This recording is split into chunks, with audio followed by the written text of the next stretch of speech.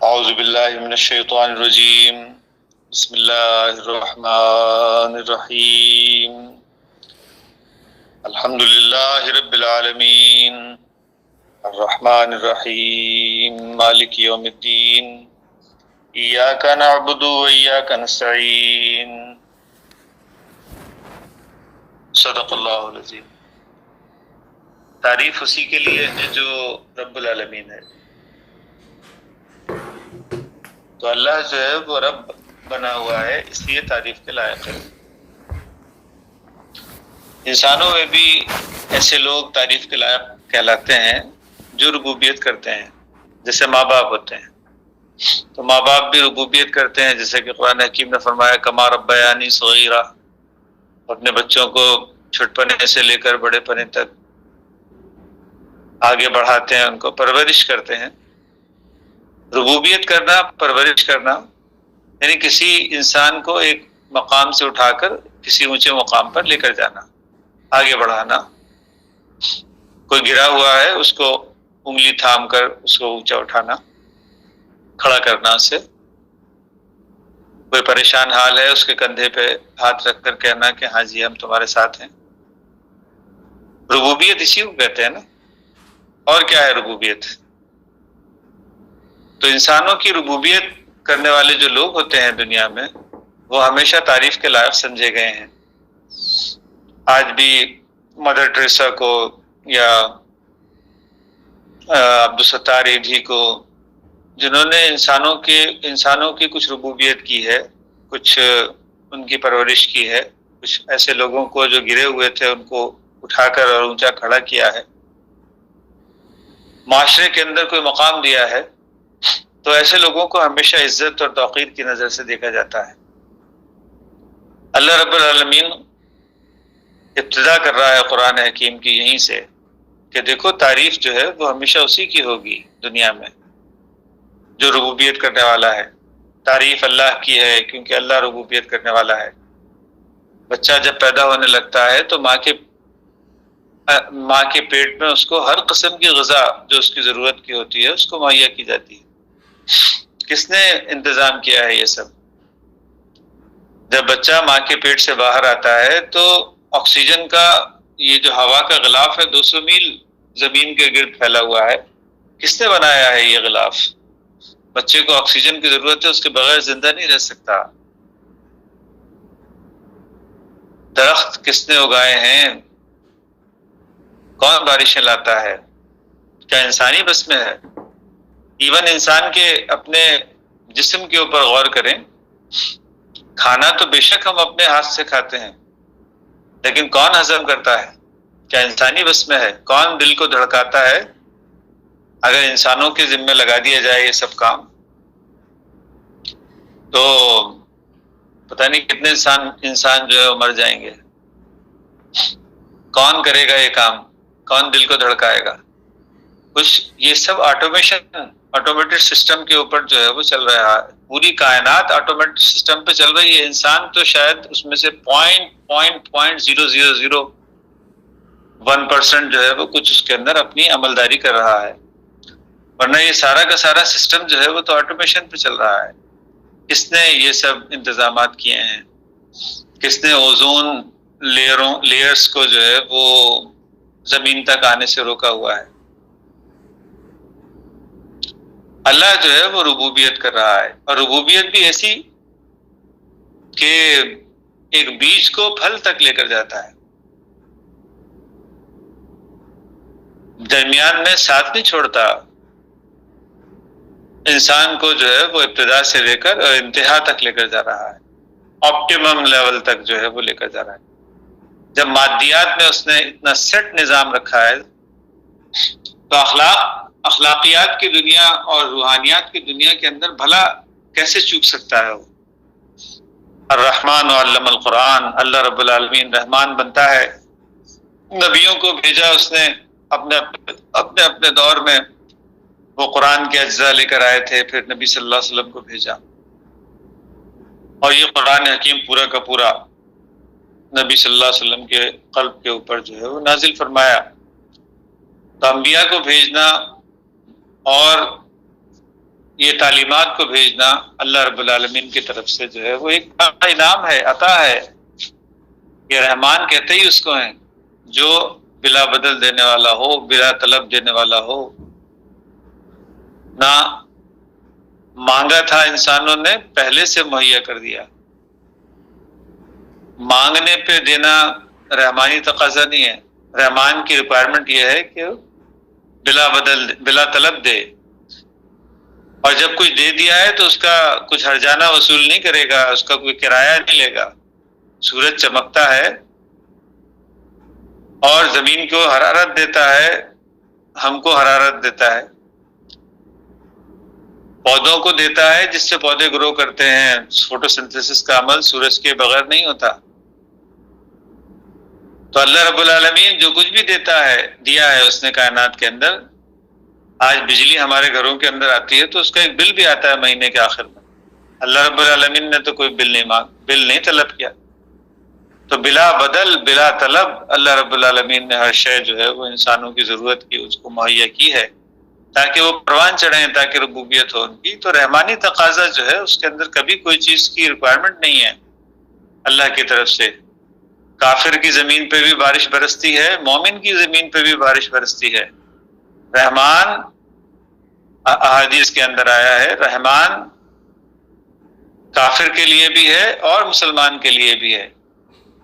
اس کے اندر کوئی تفریق نہیں ہے. ہاں البتہ جو کوئی اچھا کام کرے گا وہ کئی گنا بدلہ پائے گا، وہ مسلمان ہے، کیونکہ وہ اللہ رب العالمین کے رحمانی تقاضے سے جو کچھ دیا گیا ہے، رحمان کی ریکوائرمنٹ سے جو دیا گیا ہے اس کو صحیح طریقے سے استعمال کر رہا ہے. تو صحیح طریقے سے استعمال کرنے والا مسلم کہلاتا ہے. اس کے لیے اللہ رب العالمین رحیم بنا ہے. تو اللہ جو ہے وہ رحیم بنتا ہے مسلمانوں کے لیے یا ان لوگوں کے لیے جو اللہ رب العالمین کی فرما برداری کرتے ہیں، اور ایک عمل کا کئی گنا بدلہ دیتا ہے. ایک بیج انسان بوتا ہے، تھوڑی محنت کرتا ہے تو کئی گنا اس کا پھل حاصل ہوتا ہے. یہ بھی کائنات کی فطرت میں ہے موجود. تو اللہ کی فطرت جو ہے وہ کائنات کی فطرت کے اندر نظر آتی ہے. رحمانی تقاضے سے بلا بدل بلا طلب دینا نظر آتا ہے. رحیمی تقاضے سے ایک بیج بوتا ہے، کئی گنا پھل اس کا حاصل ہوتا ہے، یہ بھی نظر آتا ہے. اور جب کبھی کوئی گڑبڑ اندر کریٹ ہو جائے تو آتش فشاں پھٹتے ہیں، سیلاب آتے ہیں، سونامی آتے ہیں، تاکہ وہ جو گڑبڑ ہے اس کو سیٹل ڈاؤن کر دیا جائے. یہ مالکی تقاضا ہے. کسی گڑبڑ کو سدھارنا مالکی تقاضا ہے. یہ بھی کائنات کے اندر ہم کو نظر آتا ہے. تو انسانی دنیا کے اندر اللہ کیسے چوک سکتا ہے؟ اللہ سے کوئی بھول یا کوئی چوک نہیں ہوئی ہے. انسانوں کو جو ہے وہ صرف مادیات کی طلب نہیں ہے، انسانوں کو روحانیات کی طلب بھی ہے. مادیات میں سب کچھ اس کو مہیا کر بھی دیا جائے تب بھی اس کی طلب باقی رہتی ہے. اس لیے اللہ رب العالمین نے روحانی طلب کو پورا کرنے کے لیے انبیاء کو بھیجا، تعلیمات کو بھیجا. آج قرآن حکیم ہمارے سامنے موجود ہے. تو یہ جو کائنات ہے یہ پوری انہی تین جو میجر صفات جس کو کہا جائے اس کے گرد گھوم رہی ہے، رحمان، رحیم اور مالک. اور انسانی دنیا کے اندر بھی یہی تین صفات ہیں جس کے تحت اللہ رب العالمین نے انبیاء کو تعلیمات کو بھیجا ہے. انسان جتنا زیادہ اس کو نظم و ضبط کے ساتھ چلاتا ہے اپنی زندگی میں رحیمی تقاضے کے تحت، تو اس کے اعمال کے کئی گنا اچھے بدلے انسانوں کو ملتے ہیں. اور اگر گڑبڑ کرتا ہے تو اللہ رب العالمین مالک بن کر اس کو سدھارتا بھی ہے، کاٹ چھانٹ بھی کرتا ہے تاکہ وہ پودا پروان چڑھے. بروں کو تباہ کرتا ہے تاکہ اچھے لوگوں کا جو ہے وہ پری پالن ہو. اچھے لوگ جو ہیں وہ آگے ترقی کریں، بروں کو جو ہے وہ تباہ کرنے کی ذمہ داری بھی اس کی ہے. تو یہ جو سدھارنے کا کام ہے یہ بھی اللہ رب العالمین بخوبی کرتا ہے. لیکن رحمان اور رحیم جو ہے وہ 24/7 ہے، مالک 24/7 نہیں ہے. سدھارنا ہر وقت نہیں ہوتا. ہاں جب بہت زیادہ پیمانہ لبریز ہو جائے تو اس وقت جو ہے وہ سدھارا جاتا ہے. ایسے قیامت کے ادوار انسانی زندگی کے اندر کئی بار آتے ہیں. چھوٹی چھوٹی قیامتیں انسانوں کے اوپر گزرتی ہیں جب انسان بد پرہیزیاں کرتا ہے اور بد پرہیزی کا نتیجہ بیماری کی صورت میں نکلتا ہے، تکلیف کی صورت میں نکلتا ہے، سزا کی صورت میں نکلتا ہے کہ ہاں تم نے غلط کام کیا اور بد پرہیزی کی، صحت کے اصولوں کا جو اللہ نے قائم کیے ہیں اس کا خیال نہیں رکھا، تو اب دیکھو اس کا نتیجہ، برا نتیجہ جو ہے وہ تمہارے سامنے آ رہا ہے. تو اللہ رب العالمین کا یہ سارا عمل جو ہے، رحمان اور رحیم اور مالک کا یہ سارا عمل جو ہے وہ کائنات کے، انسانی کائنات کے اندر بھی مسلسل رواں دواں ہے، چل رہا ہے. اور اگر کوئی انسان جو ہے وہ اپنے گھر کا نظام سدھارنا چاہتا ہے تو بھی اس کو انہی 3 طریقوں سے جو ہے وہ سدھارنا پڑے گا اپنے گھر کا نظام. اگر بچے کو رحمانی تقاضے سے سب کچھ دے دیا جائے اور اس کے بعد پھر رحیمی تقاضے سے اس کو شاباش نہ دی جائے، اس کو اچھے عمل کے اوپر جو ہے وہ کئی گنا اس کا بدلہ نہ دیا جائے، تو بچے کے اندر جو ہے وہ کمی واقع ہو جائے گی.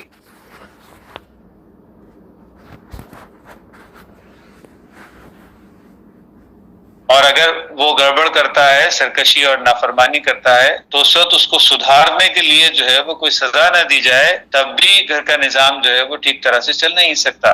تو یہ جو کائنات کا نظام جس طرح سے چل رہا ہے، اللہ رب العالمین یہ اویئرنیس دے رہا ہے انسانوں کو کہ دیکھو تو اپنے گھر کا نظام بھی اسی طرح چلانا. ایسا نہیں کرنا کہ مجرموں کو جو ہے وہ سزا نہ دو، قانون کو جو ہے وہ اپنے ہاتھ میں لینے کی اجازت دے دو. مملکتیں جو ہیں وہ انہی 3 اصولوں کے اوپر چلتی ہیں. کسی بھی ادارہ، کوئی بھی ادارہ جو ہے وہ انہی 3 اصولوں کے اوپر چلتا ہے. اگر کوئی امپلائی کام نہیں کر رہا ہے تو اس کو سزا دینا ضروری، اس کو پینلٹی دینا ضروری ہے، اس کو سزا دینا ضروری ہے تاکہ دوسرے لوگوں کے اوپر اس کا اچھا اثر پڑے. جو کام کر رہا ہے اس کو جزا دینا ضروری ہے، اس کو آگے بڑھانا ضروری ہے. اور جو کام نہیں کر رہا ہے تو اس کو جو ہے وہ سزا دینا ضروری ہے، اور اگر ضرورت پڑے تو اس کو نکال باہر کرنا ضروری ہے. تو اللہ رب العالمین نے بڑے نیچرل طریقے سے اس سورہ فاتحہ کے اندر، جو کہ قرآن حکیم کا نچوڑ ہے، یہ پیش کیا ہے. تو انسانوں کو جو ہے وہ اس کا ہمیشہ دھیان رکھنا چاہیے. ایاک نعبد کا مطلب یہی ہے. عبادت جو ہے وہ دراصل فنائیت ہی کا نام ہے. عبادت ہمرنگی اختیار کرنے کا نام ہے. یعنی اللہ کی عبادت کا مطلب کیا کہ اللہ نے جو کچھ بھی اپنی صفات کو بیان کیا ہے، یہ صفات انسانوں کے اندر پیدا ہوں. اللہ کی ہمرنگی اختیار کرنا. صبغۃ اللہ التی ومن احسن من اللہ صبغہ، قرآن حکیم میں آیا ونحن لہ عابدون. عبادت ہم اس طرح کرتے ہیں کہ اللہ کا رنگ اختیار کرتے ہیں، اور اللہ کا رنگ سب سے بہترین رنگ ہے. 2 ہی قسم کی صفات ہیں دنیا میں، یا تو اللہ کی صفات ہے، لہ الاسماء الحسنی، ہر صفت اس کی بہترین صفت ہے، اچھی صفت ہے. انسان اچھائیوں کو اپناتا ہے تو کیا مطلب؟ اللہ کی صفات کو اپناتا ہے. انسان برائیوں کی طرف جاتا ہے تو کیا مطلب؟ انسان شیطانی صفات کو اپناتا ہے. 2 ہی قسم کی صفات ہیں. چوائس انسان کے پاس 2 ہی ہیں، اما شاکروں و اما کفورا. اللہ کی صفات اپناؤ یا شیطان کی صفات اپناؤ. تو جب انسان شیطانی صفات اپناتا ہے تو اس کے برے نتائج اس کی زندگی کے اندر آتے ہیں، اور اگر انسان اللہ کی صفات اپناتا ہے، اچھی صفات کو اپناتا ہے، تو اس کے اچھے نتائج انسان کی زندگی کے اندر آتے ہیں. قرآن حکیم جو ہے وہ ہم کو اسی کی طرف دلالت کرتا ہے، اور روزانہ ہم قرآن حکیم کو پڑھتے ہیں اسی مقصد کے لیے، تاکہ ہم اللہ کی اچھی صفات کو جو ہے وہ سمجھیں، اور اس کے بعد اس کو اپنی زندگی میں پریکٹیکلی اپنی زندگی کے اندر لے کر آئیں، تاکہ ہمارے دل اندر جو ہیں وہ دور ہوں، ہمارے گڑبڑ جو ہمارے اندر پیدا ہو جاتی ہے، ہمارے گھروں کے اندر جو گڑبڑ پیدا ہو جاتی ہے، وہ گڑبڑ سے جو ہے وہ ہم نجات پائیں۔ تو اللہ رب العالمین نے یہ اویئرنس دینے کا سامان پورا کا پورا قرآن حکیم کی صورت میں ہمارے سامنے رکھ دیا ہے۔ یہ بہت بڑا احسان ہے اللہ اور اس کے رسول صلی اللہ علیہ وسلم کا کہ اس کے ذریعے سے جو ہے وہ یہ قرآن ہم کو ملا، جو کہ ایک مکمل کتاب ہے، ایک مکمل گائیڈ ہے ہماری زندگی کے لیے، تاکہ ہم اس کے اوپر عمل پیرا ہو کر اپنا ڈیسٹینی بہتر بنائیں، آئندہ آنے والی زندگی کو اپنے لیے بہتر بنائیں۔ بس یہی مقصد سے ہم بھی قرآن پڑھتے ہیں۔ تو یہ جو زندگی اس وقت ہم گزار رہے ہیں، اس زندگی کے اندر بھی ہمارے سامنے جو ہے وہ ہمارے اعمال کے نتائج جو ہیں وہ آتے رہتے ہیں۔ چھوٹی چھوٹی قیامتیں گزرتی رہتی ہیں۔ بد پرہیزی کرتا ہے انسان تو بیماری کی صورت میں قیامت آتی ہے، انسان کو سزا کے طور پر کچھ چیز جو ہے وہ سامنے آتی ہے، پھر انسان اس سے جو ہے وہ سنبھل جاتا ہے۔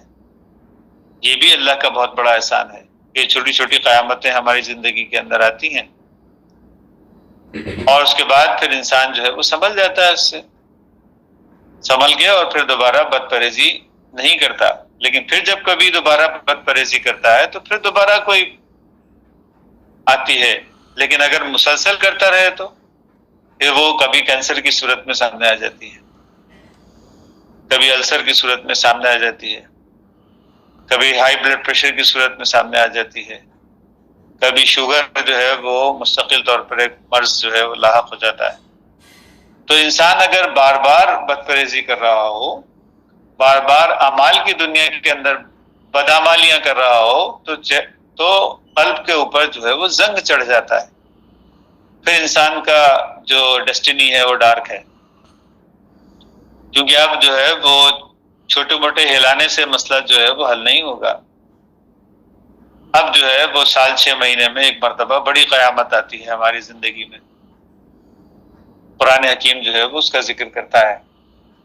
قرآن حکیم ایک پریکٹیکل کتاب ہے، اور اس کا ذکر قرآن حکیم میں آیا ہے کہ ہم سال میں 1 مرتبہ یا سال میں 2 مرتبہ تم کو ہلا دیتے ہیں بالکل، اور تمہارے یعنی تم کو سزا کے طور پر جو ہے وہ کچھ چیزیں بتانا چاہتے ہیں، وہ چیز جو ہے وہ تم کو ہلا دیتی ہے، وہ عذاب کی صورت ہوتی ہے انسان کے اوپر۔ یہ سال میں 1 مرتبہ یا سال میں 2 مرتبہ ایسی کیفیات جو ہے وہ انسانوں کے اوپر آتی ہیں، کیونکہ انہوں نے بدعمالی کی ہے۔ مقصد اس کا کیا ہوتا ہے وہ بھی قرآن حکیم میں بتایا گیا ہے۔ مقصد اس کا یہ ہوتا ہے تاکہ سدھار پیدا ہو۔ یہ آیت ہے قرآن حکیم کی کہ اللہ جو ہے وہ سدھارنے کی غرض سے یہ کام کرتا ہے، کیونکہ اللہ مالک ہے اور یوم الدین ہے، ایک خاص وقت پر ہے، 24/7 نہیں ہے۔ اس لیے کبھی سال میں 1 مرتبہ یہ ایسے پرابلم ہماری لائف کے اندر آتے ہیں، یا سال میں 2 مرتبہ ایسے پرابلم ہماری لائف کے اندر آتے ہیں جہاں ہم بری طرح سے ہلا دیے جاتے ہیں، کیونکہ ہم نے کچھ گڑبڑ کی ہے، اللہ کے حکموں کی کچھ نافرمانی کی ہے۔ تو اللہ یہ قرآن حکیم جو ہے وہ ایک پریکٹیکل کتاب ہے، اس کو ہمیں اپنی زندگی کے اندر پڑھنا چاہیے، اور قرآن حکیم کو اسٹڈی کرنے کا یہی طریقہ ہے۔ تو یہی طریقہ قرآن کو اسٹڈی کرنے کا قرآن حکیم کے اندر بتلایا گیا ہے۔ قُلْ سِیرُوا فِی الْأَرْضِ فَانظُرُوا کَیْفَ کَانَ عَاقِبَةُ الْمُکَذِّبِینَ، زمین میں گھومو پھرو، یہ مرنے کے بعد کی زندگی کی بات نہیں ہو رہی ہے، اسی زندگی کی بات ہو رہی ہے۔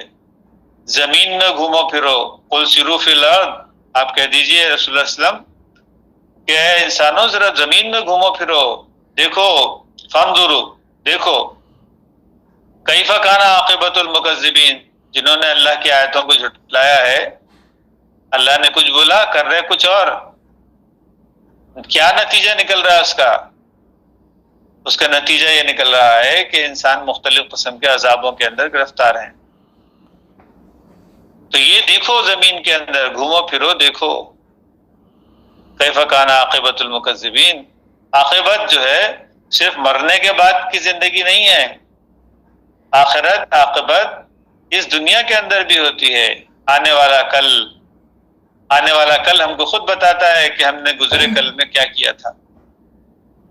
موجودہ آج کا دن ہم کو بتاتا ہے کہ ہم نے گزرے کل میں کیا کیا تھا. آج جو کچھ بھی ہم کر رہے ہیں، جو کچھ بھی آج ہم جنریٹ کر رہے ہیں، کوئی اچھا عمل یا کوئی برا عمل، تو فیوچر ہم کو بتائے گا کہ ہم نے کیا جنریٹ کیا ہے آج کے دن. تو انسان کو جو ہے وہ ہمیشہ بہت باریکی کے ساتھ اس کے اوپر غور کرنا چاہیے کہ وہ آج کے دن کیا جنریٹ کر رہا ہے. پیش کر غافل عمل کوئی اگر دفتر میں ہے، کوئی اچھا عمل انسان جو ہے وہ پیش کرے. اور اللہ نے یہ دنیا جو ہے، یہ کائنات بنائی ہی اس لیے ہے تاکہ انسان کا امتحان جو ہے وہ ہوتا رہے. یہ پرکھ کرنا کہ انسان کے اندر کتنا دم درود ہے، یہ اللہ رب العالمین کا بہت محبوب مشغلہ ہے. اللہ رب العالمین جو ہے وہ بہت پسند کرتا ہے اس بات کو کہ انسانوں کو جو ہے وہ پرکھا جائے. 29واں پارہ جو شروع ہوتا ہے وہ یہیں سے ہے. تبارک الذی بیدہ الملک وهو علی کل شیء قدیر الذی خلق الموت والحیات لیبلوکم ایکم احسن عملا. اللہ کا محبوب مشغلہ ہے یہ، وہ کرتا ہی یہی ہے. وہ انسانوں کو جو ہے اس نے اختیار پورا دے دیا ہے اور اس کے بعد ان کو پرکھتا ہے کہ ہاں اب میں دیکھنا چاہتا ہوں کہ تم کو اما شاکرم و اما کفورا، تم کو شکر کا راستہ بھی بتلا دیا گیا، کفر کا راستہ بھی بتلا دیا گیا. اب دیکھنا یہ ہے کہ تم شکر کے راستے پہ چلتے ہو یا کفر کے راستے پہ چلتے ہو. تمہاری پرکھ جو ہے زندگی کا ایک ایک لمحہ جو ہماری زندگی میں گزر رہا ہے، یہ ہم کو پرکھ رہا ہے. جیسا کہ علامہ اقبال نے کہا، سلسلہ روز و شب صرفی سلسلہ روز و شب جو ہے وہ کس لیے ہے؟ مجھ کو پرکھتا ہے یہ، تجھ کو پرکھتا ہے یہ.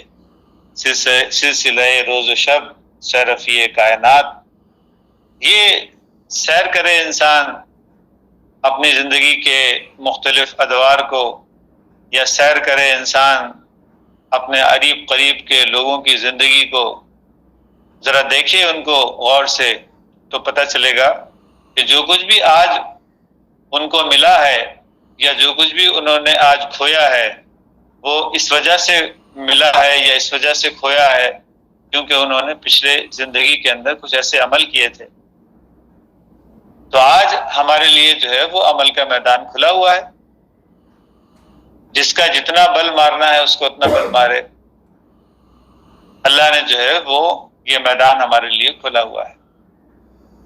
تو قرآن حکیم کو جو ہے وہ ہم پڑھتے ہیں روزانہ اسی مقصد کے لیے، تاکہ ہم اس کو جانیں کہ اللہ رب العالمین نے یہ کائنات کو کس اصول کے اوپر پیدا کیا ہے.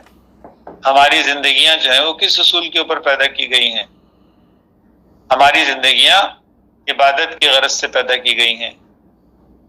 اس لیے اللہ کی صفات جو ہے ان کو اپنی زندگی میں عمل میں لانا ضروری ہے. اچھی صفات کو اپنی زندگی میں عمل میں لانا ضروری ہے. اگر اچھی صفات سے ہٹ کر بری صفات کو اپنی زندگی میں لے کر آئیں گے تو اس کے برے نتائج جو ہیں وہ فیوچر میں ہمارے سامنے آئیں گے. یہی ہے عبادت. عبادت جو ہے اس سے ہٹ کر کچھ بھی نہیں ہے. عبادت فنائیت ہی کا نام ہے. اللہ کی بات کے اوپر سر جھکا دینا، اللہ کی غلامی کو اختیار کر لینا. عبد کہتے ہیں غلام کو، عبادت کہتے ہیں غلامی اختیار کرنا، اللہ کی محکومیت کے اندر آ جانا، جو اللہ نے کہا ہے اس کے مطابق عمل کرنا، اسی کو عبادت کہتے ہیں. صرف سجدے ٹھوک دینے کو عبادت نہیں کہتے. یہ تو صلاۃ کا جو مفہوم ہے وہ صلاح ویسے بھی مل جانے کو کہتے ہیں. اللہ کے ساتھ مل جانا، صلاۃ اللہ کے ساتھ جڑ جانا. اور یہی ماننے قرآن حکیم میں بھی صلاۃ کے آئے ہیں. یصلی النار الکبریٰ، جیسے کہ کہا گیا ہے کہ تم بہت جلد مل جاؤ گے، جڑ جاؤ گے، کیونکہ تم برے عمل کرتے ہو تو اس لیے جہنم کے ساتھ جڑ جاؤ گے. پھر انسان جب اچھا اب اللہ کے ساتھ جڑ جانا چاہتا ہے تو اسے بھی صلاۃ ہی کہتے ہیں. اس کے لیے بھی یہی لفظ استعمال ہوا ہے. اللہ کے ساتھ جڑ جانا، اللہ کے ساتھ مل جانا، اس کا ایک عملی مظاہرہ نمازوں کی صورت میں ہم لوگ 5 وقت میں ادا کرتے ہیں۔ تو یہ نمازیں جو کچھ بھی ہوتی ہیں یہ صرف اس لیے ہوتی ہیں تاکہ انسان اپنی پریکٹیکل لائف کے اندر خدا کے ساتھ جڑا رہے۔ یہ نماز صرف مصلی پہ ادا نہیں ہوتی، یہ نماز جو ہے وہ میدان میں بھی ادا ہوتی ہے، پریکٹیکل فیلڈ میں بھی ادا ہوتی ہے۔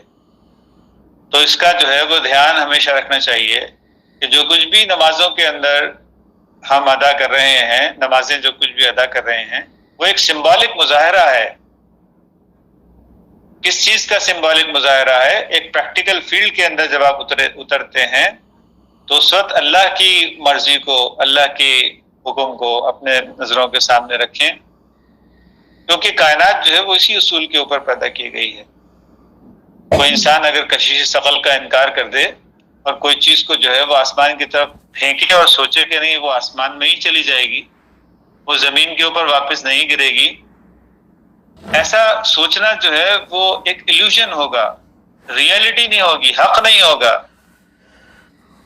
ایک ایلیوژن کے اوپر جب انسان جو ہے وہ چلنے لگتا ہے اپنی زندگی کے اندر تو پھر وہ شے جو ہے کشش ثقل تو موجود ہے، گریویٹیشنل فورس جو ہے وہ تو موجود ہے،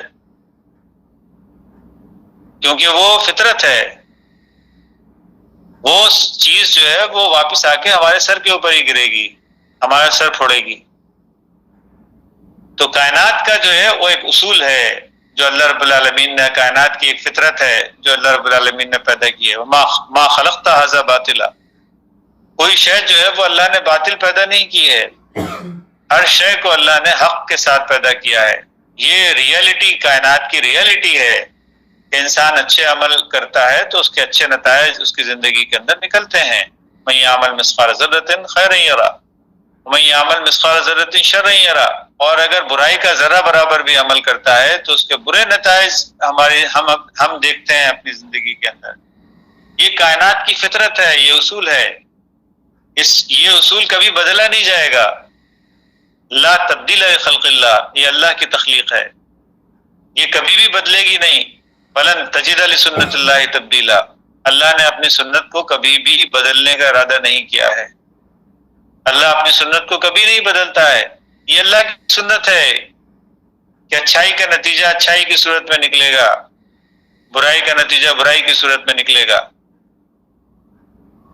جب بھی کبھی انسان برا کام کرے گا، اللہ کی مرضی کے خلاف کچھ عمل کرے گا، اس کا نتیجہ کبھی بھی اچھا نہیں نکلے گا۔ تو اللہ رب العالمین نے جو اچھے کاموں کا حکم دیا ہے وہ اس وجہ سے دیا ہے کیونکہ کائنات کی فطرت ہے۔ کائنات کی فطرت سے منہ موڑ کے انسان جو ہے وہ کچھ بھی کرے گا تو اپنا سر پھوڑے گا، کیونکہ یہ ریئلٹی ہے۔ اس ریئلٹی کو اللہ رب العالمین نے قرآن حکیم کے اندر بتلایا ہے۔ قرآن حکیم بہت پریکٹیکل کتاب ہے، اس ریئلٹی کو قرآن حکیم میں بتلایا گیا ہے کہ ہاں ٹھیک ہے بھائی، دیکھو جھوٹ نہیں بولنا، کیونکہ جھوٹ بولنے کے برے نتائج سامنے آئیں گے۔ دیکھو دھوکہ نہیں دینا، دھوکہ دینے کے برے نتائج سامنے آئیں گے زندگی میں۔ والد صاحب جو ہے مولانا حبیب بن وحید صاحب جو ہے وہ اکثر یہ بات کہا کرتے تھے کہ اگر جھوٹ بولنے میں فائدہ ہوتا ہے انسانوں کا تو اللہ رب العالمین جھوٹ بولنے کا حکم دیتا۔ سچ بولنے کا حکم کیوں دیا اس نے؟ اس لیے کہ سچ بولنے میں فائدہ ہے انسانوں کا۔ اگر دھوکہ دینے میں فائدہ ہوتا تو اللہ رب العالمین دھوکہ دینے کا حکم دیتا، مگر دھوکہ دینے کا حکم نہیں دیا، بولا راست بازی اختیار کرو، اپنے معاملات سیدھے صاف کرو۔ تو کیوں کیا ایسا؟ اس لیے کہ راست بازی اختیار کرنے سے انسان کو فائدہ ملتا ہے۔ اللہ تو انسانوں سے محبت کرتا ہے نا، اس کو تو ایسی چیز بتائے گا جو اس کے فائدے کی ہے۔ تو اس نے جو ہے وہ فائدے کے لیے یہ سب چیزیں بتائی ہیں انسانوں کے لیے۔ تو یہ جو کچھ بھی کہا گیا ہے کہ یہ کرو، do this, do not do this, dos and don'ts, جو کچھ بھی قرآن حکیم کے اندر بتلائے گئے ہیں وہ انسانوں کے اپنے فائدے کے لیے ہیں، اور ان کو جو ہے وہ جاننا بہت زیادہ ضروری ہے۔ کشش ثقل کو نہیں جانیں گے، گریویٹیشنل فورس کو نہیں جانیں گے یا ارشمیدس لا جو ہوتا ہے، جو اللہ نے پیدا کیا، ارشمیدس نے تو اس کو صرف ڈسکور کیا ہے نا، ایک کائنات کی فطرت ہے، اس کو اس نے ڈسکور کیا. اگر اس لا کو نہیں جانیں گے تو کبھی بھی کشتی پانی کے اوپر نہیں چل سکے گی. اگر جو ہے وہ نیوٹن کے تھرڈ لا کو نہیں جانیں گے تو کبھی بھی ہوائی جہاز جو ہے وہ ہوا میں نہیں اڑ سکے گا. اگر تھرڈ لا کا انکار کر دیں گے جو اللہ نے بنایا ہے، نیوٹن کے تھرڈ لا کا انکار کر دیں گے، عمل رد عمل کی قوت کا، تو فضا میں اڑ رہے ہوں گے، دھڑام سے زمین میں گر جائیں گے، مر جائیں گے، تباہی اور بربادی ہو جائے گی.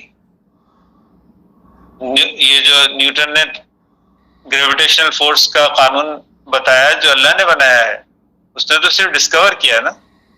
اگر اس کا انکار کریں گے اور چیز کو ہوا میں اچھال دیں گے اور اس کے بعد سوچیں گے کہ نہیں آسمان پہ چلی جائے گی، تو ہمارا سر پھوڑے گی. آ کر کائنات میں جو بھی ریالٹیز ہیں، اگر آپ ان کا انکار کریں گے، اگر میں ان کا انکار کروں گا تو میری تباہی ہے، میری بربادی ہے اس کے اندر. اسی طرح اللہ رب العالمین نے روحانیات کی دنیا کے اندر، اخلاقیات کی دنیا کے اندر کچھ اصول قائم کر دیے ہیں. یہ ریالٹی ہے، اس سے جب بھی کبھی انکار کریں گے اس کا برا نتیجہ ہمارے سامنے آئے گا. اور قرآن حکیم اسی کی طرف دلالت کر رہا ہے کہ دیکھو، غور کرو، اپنے آس پاس دیکھو، اپنی زندگی کے اندر دیکھو، اپنے ماں باپ کی زندگی کے اندر دیکھو، اپنے بہن بھائیوں کی زندگی کے اندر دیکھو، اپنے رشتہ داروں کی زندگی کے اندر دیکھو. دیکھو کیا ہو رہا ہے. جو لوگ بھی اللہ کے حکم کی خلاف ورزی کر رہے ہیں اس کا کیا نتیجہ سامنے آ رہا ہے. جو اللہ کے حکم کے مطابق عمل کر رہے ہیں اس کا کیا نتیجہ سامنے آ رہا ہے. تو انسان کی آنکھیں کھول رہا ہے. قرآن حکیم جو ہے وہ ایک ایسی کتاب ہے جو اویئرنیس دیتی ہے، روشنی دیتی ہے، ہدایت دیتی ہے. انسان کی آنکھیں کھولتی ہے. آس پاس نظر کرو، دیکھو کیا ہو رہا ہے، کیا نتائج نکل رہے ہیں، کسی عمل کے کیا نتیجہ نکل رہا ہے. تو جب انسان اس کے اوپر اب اس کی آنکھیں کھل جاتی ہیں، جب یہ اویئرنیس اس کو اس قرآن حکیم کے ذریعے سے مل جاتی ہے، تو اس کے بعد اس کی دنیا جو ہے وہ روشن ہو جاتی ہے.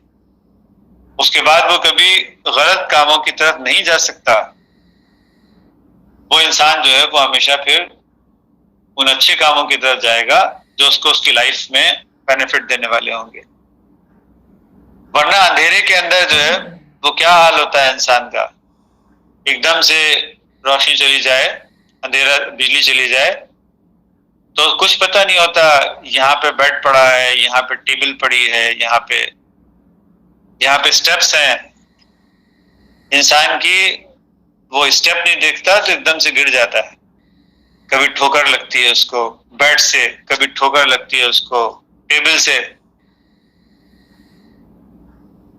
تو یہ سب نقصانات جو انسان کو لائف کے اندر ہوتے ہیں وہ صرف اندھیرے کی وجہ سے ہوتے ہیں. عدم علم جو ہے اس کی وجہ سے انسانی زندگی کے اندر پرابلمس آتے ہیں. اور جب علم آ جاتا ہے انسان کو کسی چیز کے بارے میں، اس کی حقیقت اس کے اوپر منکشف ہو جاتی ہے، کھل جاتی ہے، تو پھر وہی مسئلہ جو ہے وہ اس کی زندگی میں آسان ہو جاتا ہے. اللہ رب العالمین ہم کو بھی اپنی زندگی میں ایسی ہی آسانیاں لانے کے لیے اس بات کی توفیق دے کہ ہم قرآن حکیم کو پڑھیں. قرآن حکیم جو ہے وہ آیا اسی لیے ہے تاکہ اندھیروں سے نکال کر روشنی کے اندر لے کر آئے، تاکہ انسان جو اندھیرے میں ٹامک ٹوئیاں مار کر اپنے آپ کو اور اوروں کو نقصان پہنچا رہا ہے، اس کے بجائے روشنی کے اندر آ جائے، خود بھی فائدہ حاصل کرے، دوسروں کو بھی فائدہ دے. تو یہ اللہ رب العالمین جو ہے کہ اللہ ولی الذین آمنوا یخرجہم من الظلمات الی النور. اللہ جو ہے وہ مومنوں کا ولی بنتا ہے، ان کا دوست، ان کا مددگار بنتا ہے، ان کا ساتھی بنتا ہے اللہ رب العالمین. کس کا؟ مومنوں کا. کرتا کیا ہے؟ یخرجہم من الظلمات الی النور، تاکہ انسانوں کو ظلمت کے اندھیروں سے باہر نکال دے. ظلمت کہتے ہیں، ظلمہ کہتے ہیں اندھیرے کو، اور نور کہتے ہیں روشنی کو. تو اللہ رب العالمین جو ہے وہ چاہتا یہ ہے کہ انسان ظلمت کے اندھیروں سے جو ہے وہ باہر نکل آئیں اور نور کی روشنی کے اندر نہا جائیں، تاکہ زندگی کے اندر کوئی ٹھوکر نہ کھائیں، کہیں کسی کے ساتھ کسی گڑھے کے اندر جا کے نہ گریں۔ تو جہنم جو ہے وہ آگ کا گڑھا ہے، جہاں پہ جا کر انسان گر جاتا ہے۔ قرآن حکیم میں اس کو آگ کا گڑھا کہا گیا ہے۔ وہ انسان کو اسی وقت ہوتی ہے جب وہ ظلمت کے اندھیروں میں بھٹکتا ہے، اور جب ہدایت کی روشنی مل جاتی ہے تو پھر انسان کو سب چیز صاف صاف نظر آنے لگتی ہے۔ تو اللہ رب العالمین سے ہم کو دعا کرنی چاہیے، اور قرآن حکیم کو جو ہے وہ روزانہ ہم کو اسٹڈی میں رکھنا چاہیے، تاکہ ہم کائنات کی فطرت کو سمجھ سکیں، تاکہ ہم انسانی اعمال کی فطرت کو سمجھ سکیں، کیا کرنا ہے اور کیا نہیں کرنا ہے، اس کو جان سکیں۔ تو یہاں پہ ابھی ہم ختم کرتے ہیں۔ بارک اللہ لنا ولکم فی القرآن العظیم ونفعنا وإیاکم بالآیات والذکر الحکیم، انہ تعالی جواد ملک کریم ملک بر رؤوف الرحیم ورب